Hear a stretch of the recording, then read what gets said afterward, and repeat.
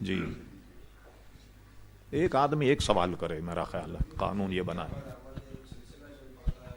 ہاں لے لیں، یہ لے لیں تاکہ ریکارڈ ہو جائے آپ کی آواز. جی اب ربیع الاول شریف کی آمد ایک سلسلہ چل پڑتا ہے کہ کیا صحابہ اکرام کے زمانے میں یہ میلاد شریف منایا گیا، اور آپ جو یہ سجاوٹ وغیرہ کرتے، جھنڈے ونڈے لگاتے ہیں، تو اس سے بہتر ہے کسی غریب بیٹی کی شادی کرا دی جائے تو یہ ہوگا اس سلسلے میں. چلیے بیٹھیے، آپ تشریف رکھیے. ماشاء اللہ. سب سے پہلے تو یہ طے کر لیں کہ بھئی کسی صحابی نے کیا ہو تو ہم کریں. ایک اصول طے کر لیں کہ ہم وہی کام کریں گے جو کسی صحابی نے کیا، باقی سب چھوڑ دیں گے. تو کتنے کام رہ جائیں گے دنیا کے؟ بتائیے مجھے. تو پہلے کیا ہوا، جب تبلیغی جماعت میدان میں آئی نا تو ان کے یہاں پنکھے نہیں تھے مکہ مسجد میں. کیوں جی؟ حضور کے زمانے میں پنکھے نہیں تھے. اچھا، وضو خانے میں ٹونٹیاں نہیں تھیں، لوٹے سے وضو کرتے تھے. کیا ہوا جی کہ حضور کے زمانے میں جناب لوٹے ہوتے تھے، ٹونٹیاں نہیں ہوتی تھی. ٹھیک ہے، تو پھر آپ یہ ہوائی جہاز میں سفر کیوں کرتے ہیں؟ گدھا گاڑی میں گدھے پہ بیٹھ کر کے سفر کریں یا خچر پر سفر کریں. آخر ترقی ہو رہی ہے تو اس کے اعتبار سے یہ معاملات ہو رہے ہیں. نہیں، میں ایک صاحب کا نام نہیں لیتا، وہ کسی دعوت میں گئے تو اس زمانے میں ٹیبل کرسی پر کھانا معیوب تھا، انگریز کھاتے تھے. وہ بزرگ ان پہ گرم ہو گئے، کہنے نیچے دسترخوان. اچھی بات تھی، نیچے دسترخوان بچھایا انہوں، کھا لی. کل انگریزوں کی طریقے سے تم کھا رہے ہو. سب انہوں نے ذرا ڈانٹ ڈپٹ کی. جب پیر صاحب نے کھانا وانا کھا لیا تو میزبان بچھاؤ بڑا شریر تھا، اس نے کیا کہ ایک طرف تو رکھی کار اور دوسری طرف رکھا گدھا. کہنے لگے حضرت صاحب اب دیکھیے یہ تو ہے انگریز کا بچہ اور یہ سواری حضور علیہ السلام کے زمانے کی، تو کون سی پسند کریں گے آپ؟ ظاہر ہے کہ پیر صاحب کار میں ہی گئے نا بیٹھ کر، گدھے پہ تو نہیں گئے بیٹھ کر. تو کچھ ہوتے ہیں شعار، ہم اس کو پہلے بیان کر چکے. کچھ شعار ہوتے ہیں مذہبی اور کچھ ہوتے ہیں قومی. جو مذہبی شعار ہے وہ نہیں بدلتا، قومی شعار بدل جاتا. جیسے پتلون کا پہننا، جس زمانے میں انگریز آیا اس زمانے میں سوائے انگریز کے کوئی پتلون نہیں پہنتا، وہ اس کی علامت تھی. اس وقت علماء اس کو حرام کہتے تھے. لیکن جب پتلون کا رواج عام ہو گیا، جیسے مثلا پورا ترکی مسلم ملک ہے، سارے پتلون پہننے لگ گئے، قومی لباس ہی ان کا پتلون ہو گیا. ہمارے یہاں بھی سب پتلون پہننے لگ گئے. تو آج کوئی آدمی پتلون پہن کر جا رہا، ہم نہیں کہیں گے نا یہودی جا رہا یا عیسائی جا رہا. تو حکم بدل گیا. اس لیے مولانا مفتی محمد وقار الدین صاحب رحمۃ اللہ تعالی علیہ نے وقار الفتاوی میں پتلون پہن کر نماز پڑھنے کو جائز قرار دیا. اور بس ایسی ہو کہ آدمی کو رکوع سجود میں کوئی تکلیف نہ ہو. اب ایسی بھی نہ ہو کہ مجھ جیسا آدمی یہ سوچنے لگے کہ اس میں گھسا کیسے ہوگا، اتنا چست نہ بیٹھ سکے آدمی، نہ ادھر ادھر ہو سکے. تو ایسا بھی نہیں ہونا چاہیے. ٹھیک، تو آپ یہ طے کر لیں کہ جو کام حضور نے کیا ہے نا وہی کریں گے، باقی نہیں کریں گے. کچھ رہ جائے گا دین میں، کچھ نہیں رہ جائے گا. کیا ہوگا اس کا اصول سنیے. کیا اصول اس کا؟ یہ ہے، یہ دو حدیثیں، ایک ہے حضرت ابو موسیٰ اشعری رضی اللہ عنہ اور ایک ہے حدیث حضرت معاذ ابن جبل. اس کی بنیاد حضور علیہ السلام نے، یہ دونوں یمن کے قاضی تھے اور دونوں حدیثوں کا مضمون تقریباً ایک ہے. وہ یہ ہے کہ حضرت ابو موسیٰ اشعری کو جب حضور نے قاضی بنایا، ان سے پوچھا فیصلے کیسے کرو گے؟ ان کا پہلے میں قرآن مجید میں دیکھوں گا. خود حضور فرماتے اگر قرآن مجید میں وہ قضیہ نہ ہو تو فیصلے کیسے کرو؟ فرمایا پھر حدیث رسول دیکھوں گا. ٹھیک، اس کا مطلب حدیث سے یہ پتا چلا کہ بے شمار مسائل بظاہر قرآن میں نہیں، وہ حضور کی سنت میں. فرمایا اچھا اگر حدیث میں بھی نہ ملے مسئلہ تو کیا کرو گے؟ تو حضور علیہ السلام نے جب یہ سوال کیا تو انہوں نے کہا میں قرآن حدیث کو سامنے رکھ کر اپنی رائے قائم کروں گا جو قرآن حدیث سے قریب تر ہو. تو حضور علیہ السلام بالکل تم نے ٹھیک کہا، اور فرمایا کہ یہ اللہ کی مہربانی کہ اس نے میری امت میں ایسے افراد پیدا فرما دیے. اسی کو تفقہ کہتے ہیں، سمجھے؟ اسی کو فقہ کہا جاتا ہے کہ قرآن حدیث کو سامنے رکھ کر جو درپیش مسائل ہیں ان کا جواب جو ہے وہ دیا جائے. تو یہ اگر اصول بنا لیں کہ جو صرف قرآن مجید کے فرقہ ہے نا ایسا جو قرآن میں بس اس کے علاوہ ہم نہیں مانیں، تو کتے کا گوشت حرام قرآن میں کہاں ہے؟ کیا خیال ہے؟ بلی، چوہا، بندر یہ حرام ہے کہیں قرآن مجید؟ ایک اصول بیان کر دیا اتنا شاندار. ہم نے جو اپنا حبیب بھیجا ہے نا تمہارے پاس، یہ طیب چیزوں کو تم پہ حلال کرتا ہے. اور گندی چیزوں کو تم پہ حرام کرتا ہے. اور کتاب الاعتصام مشکا شریف میں یہ میرا حرام کیا ہوا بھی حضور فرماتے ویسا ہی حرام ہے جیسے اللہ کا حرام کیا ہوا. ٹھیک ہے, اللہ کے نائب ہیں نا, اطیع اللہ اطیع الرسول. تو اب آئیے, تو آپ کہیں جی صحابہ نے تو یہ نہیں کیا تھا. اچھا, اب میں آپ سے پوچھوں بنیاد, یہ محفل میلاد میں ہوتا کیا ہے؟ ذرا آپ ہی کے منہ سے میں سنوں, کیا ہوتا ہے صاحب جی؟ حمد و ثنا ہوتی ہے نا. اچھا, حضور علیہ السلام نے حضرت حسان ابن ثابت کو ممبر شریف پر بٹھایا اور دعا کی اللہ تعالیٰ روح القدس کے ذریعے ان کی مدد فرما. ایک حدیث میں کہ حسان اپنے کلام کو سناؤ, اللہ تمہارے منہ کو نیچا نہ دکھائے, اور وہ حضور کی نعت سناتے. تو اگر یہ نعت سنانا میلاد ہے تو یہ تو حضور کے زمانے میں ہوتا تھا. اور صحابہ کرام علیہم رضوان تو حضور کا ذکر و اذکار کرتے تھے, تو میلاد میں اگر حضور کا ذکر و اذکار ہوتا ہے یہ بھی تو محفل میلاد. اب آپ کہتے ہیں جی جلوس نکالنا. جب حضور علیہ السلام مدینہ شریف گئے, چند دن آپ نے قباء شریف میں قیام فرمایا. یہ حدیثوں میں, تفسیروں میں, سیرت کی کتابوں میں نہایت ہی وضاحت کے ساتھ یہ واقعہ موجود. اہل مدینہ جہاں سے قافلے آتے ہیں نا قباء سے, اس کے راستے میں کھڑے ہوتے, انتظار کرتے. جب سورج غروب ہو جاتا تو فرماتے نہیں آئے, اپنے گھر چلے جاتے. تو جس دن حضور علیہ السلام تشریف لائے تو اہل مدینہ نے پورا جلوس نکال کر حضور کا استقبال کیا, اور چھوٹی بچیاں جو ہیں انہوں نے وہ نعت پڑھی, طلع البدر علینا, یہ والی نعت انہوں نے پڑھی. تو حضور علیہ السلام کا استقبال تو انہوں نے جلوس سے کیا. ایک بات یہ جو احمق کہتے ہیں نا کہ صاحب وہ تو پوری صحاح ستہ میں دکھائیے کہ جلوس یہ میلاد النبی. ٹھیک, اب صحاح ستہ کسی نے پڑھی نہ ہو تو اس کو کیا دکھایا جائے؟ کسی شخص نے خوب کہا تھا کسی زمانے مولانا لہجے میں کہ علم سیکھا پر دینداری نہ آئی, بخار آ گیا مگر بخاری نہیں آئی. صحاح ستہ کی کتاب ہے مشکا شریف.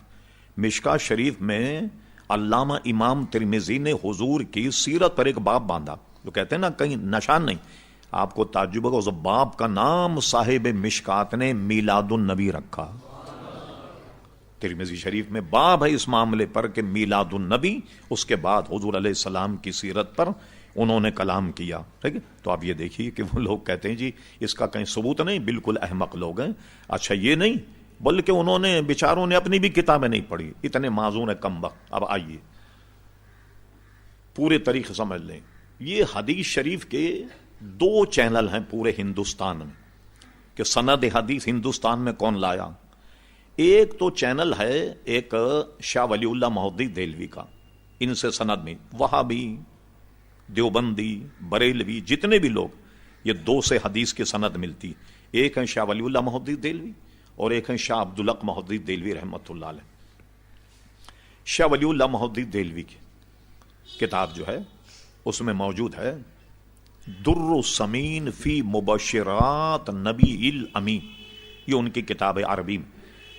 وہ لکھتے ہیں کہ میرے والد گرامی ہر 12 ربیع الاول کو محفل میلاد کرتے تھے. یہ شاہ ولی اللہ صاحب لکھتے. تو ایک دن جب ربیع الاول کی 12 تاریخ آئی تو میرے والد کے پاس پیسے نہیں تھے. ان کے والد تھے شاہ عبد الرحیم محدث دہلوی. تو جیب میں ہاتھ ڈالا تو چند ٹکے ملے. اس زمانے میں ٹکے چلتے تھے, اس میں بھی کچھ نہ کچھ مل جاتا تھا ٹکوں میں. آج تو فقیر کو 1 روپیہ دو تو آپ کا چہرہ دیکھے گا, اگر کمبخت کس وکیل سے پالا پڑا, 1 روپیہ دے رہا, اس لیے 1 روپیہ کچھ آتا ہی نہیں. کیا دیں گے آپ؟ فقیر کو بھی 1 روپیہ نہیں دے سکتے بھائی.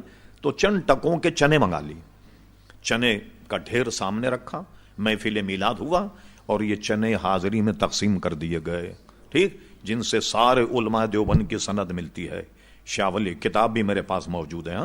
شاہ ولی اللہ صاحب لکھتے ہیں میں نے اپنے والد سے سنا اسی رات حضور علیہ السلام کی زیارت ہوئی اور وہ چنے کی ڈھیری حضور کے سامنے رکھی ہوئی تھی اور آپ اس پر تحسین فرما رہے تھے, آپ اس پہ خوشی کا اظہار فرما رہے تھے. یہ تو شاہ ولی اللہ نے لکھا, محدث دہلوی صاحب نے. اب آئیے دوسرا چینل, آئیے دوسری سند ہے شاہ عبدالحق محدث دہلوی رحمۃ اللہ علیہ. یہ آج کل کے بزرگ نہیں, شاہ عبدالحق محدث دہلوی رحمۃ اللہ علیہ کا وصال ہوا ہے دہلی میں 1052 ہجری میں. الحمدللہ میں 2 مرتبہ دہلی گیا اور بسیار تلاش میں نے ان کے مزار پر جا کر فاتحہ پڑھی. افسوس تو مجھے یہ ہوا کہ اتنا بڑا محدث اور اس کے سارے کارناموں کو لوگوں نے فراموش کر دیا. پوری دہلی میں اچھے بھلے دیندار آدمی سے میں پوچھ رہا ہوں شاہ عبدالحق مہدی دہلوی کا مزار کہاں ہے تو کسی کو پتا نہیں، کسی کو پتا نہیں. پھر میں بریلی شریف جب گیا، وہاں کے بہت بڑے مفتی تھے قاضی عبدالرحیم صاحب، 3-4 دن پہلے انتقال ہوا، 3-4 سال یا 2 سال پہلے، اللہ غریق رحمت فرمائے. پورے ہندوستان کے بہت بڑے مفتی، میں ان کے پاس جب گیا تو ان سے میں نے پوچھا، پھر انہوں نے مجھے پورا بتایا. پھر جب میں دہلی گیا تو میں مہرولی کو طے کر کے شمسی تالاب میں اب پانی نہیں ہے، شمسی تالاب کو عبور کرنے کے بعد جنگل میں شاہ عبدالحق مہدی دہلوی کا مزار. شمسی تالاب کی دہلی میں ایک تاریخی حیثیت یہ ہے، کسی اہل دل، کسی بزرگ نے اس شمسی تالاب پر خواب میں حضور علیہ السلام کو وضو کرتے ہوئے دیکھا تھا، اس لیے اس کی تاریخی حیثیت ہے. شمسی تالاب کو عبور کر کے گئے تو جب دیکھا تو افسوس ہوا کہ گرد و غبار ہے. کسی زمانے میں عالی شان مقبرہ تھا لیکن اس کے بعد وہ منہدم ہو گیا، دیواریں بھی پختہ نہیں. پھر اس کے بعد دوبارہ جب میں غالباً شاید 91 یا 92 میں گیا تو کسی صاحب نے وہاں اچھا سفیدی اور مرمت کر کے صفائی ستھرائی کا انتظام کیا ہوگا. تو شاہ عبدالحق مہدی دہلوی کا میں نے ذرا سا تعارف کرا دیا. ان کی کتاب ہے اخبار الاخیار. کہتے نا جادو وہ جو سر چڑھ کے بولے، ورنہ جادو کیا. اخبار الاخیار فارسی زبان میں ہے اور اس کو چھاپا ہے مدینہ پبلشنگ، جو ایم اے جناح روڈ پہ اب بھی موجود ہے. مدینہ پبلشنگ نے اس کو چھاپا اور اس کا ترجمہ کیا ہے 2 مشہور وہابی مولویوں نے. ایک کا نام ہے مولوی محمد فاضل اور دوسرے کا نام ہے مولوی مفتی عاشق الہی بلند شہری. ان دونوں نے اس کا ترجمہ کیا اخبار الاخیار. یہ مدینہ پبلشنگ سے چھپی. اس کا صفحہ نمبر 624 پر یہ عبارت موجود ہے. شاہ عبدالحق مہدی دہلوی نے جو جن جگہ گئے بڑا کمال کیا، سارے بزرگوں کے واقعات لکھے.